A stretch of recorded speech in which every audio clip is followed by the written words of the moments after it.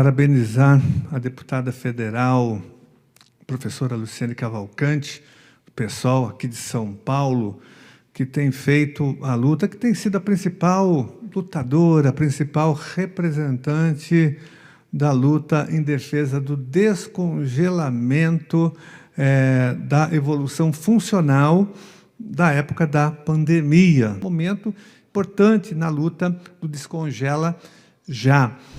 Vitória! Vitória! É necessário acreditar que a mudança é possível. O nosso projeto do Descongela avançou!